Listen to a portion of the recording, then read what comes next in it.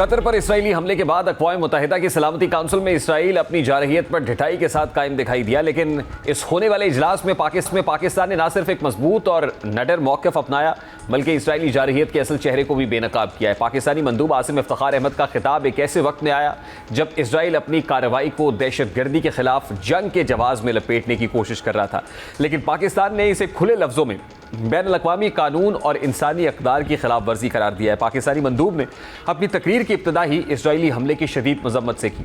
ان کا کہنا تھا کہ یہ حملہ نہ تو کوئی معمولی واقعہ تھا، کسی وقتی فیصلے کا نتیجہ، بلکہ یہ اسرائیلی پالیسی کا تسلسل تھا جو ہمیشہ سے خطے کے امن کو کمزور کرنے اور طاقت کے زور پر معاملات طے کرنے کی کوشش کرتا رہا۔ عاصم افتخار نے واضح کیا کہ رہائشی علاقے کو نشانہ بنانا اور شہریوں کی زندگیاں خطرے میں ڈالنا نہ صرف غیر اخلاقی بلکہ بین الاقوامی انسانی قوانین کی سنگین خلاف ورزی ہے۔ اب عاصم افتخار کے یہ الفاظ دراصل اسرائیل کی اس روش پر براہ راست تنقید تھے جس کے تحت وہ ہر حملے کو سیکیورٹی کے نام پر جائز قرار دینے کی کوشش کرتا ہے۔ پاکستان نے اس حملے کو صرف عسکری کارروائی نہیں بلکہ سفارتکاری پر براہ راست حملہ قرار دیا۔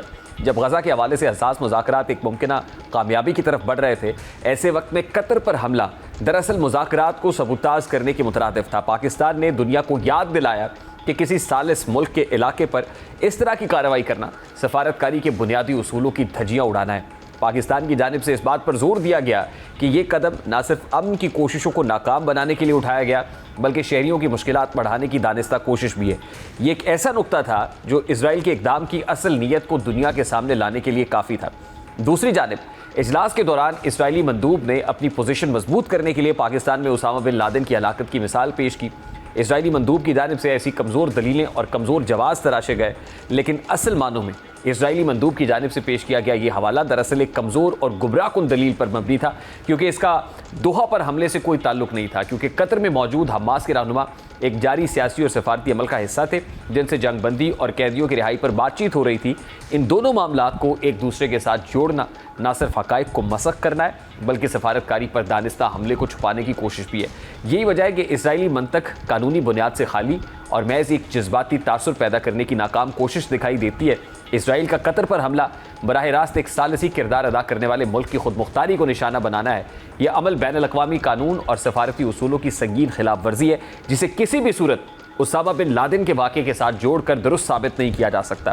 اسرائیلی مندوب کی یہ غیر منطقی دلیل اس بات کی عکاس ہے کہ جب عملی اور قانونی جواز موجود نہ ہو تو ماضی کے غیر متعلقہ واقعات کو توڑ مروڑ کر پیش کر کے اپنی جارحیت کو چھپانے کی کوشش کی، لیکن ایسے کمزور دلائل کو حقیقت کو اور بھی زیادہ یہ واضح کر دیتے ہیں۔ بہرحال پاکستان نے اس دلیل کو فوراً اور بھرپور انداز کے اندر جواباً رد کیا ہے۔ اب دیکھا جائے تو سلامتی کونسل میں ہونے والی یہ بحث اس بات کی عکاسی کرتی ہے کہ پاکستان نے اپنے دلائل اور موقف کے ذریعے یہ واضح کیا کہ خطے میں امن صرف اسی وقت ممکن ہے جب فلسطینی سرزمین پر قبضہ ختم ہو اور ایک جامع سیاسی حل تلاش کیا جائے۔ سوشل میڈیا محض تفریح کا پلیٹ فارم نہیں رہا بلکہ ایک ایسا حساس میدان بن چکا ہے جہاں ہر پوسٹ، ہر ویڈیو اور ہر تشہیر قانون کی نظر میں ہے۔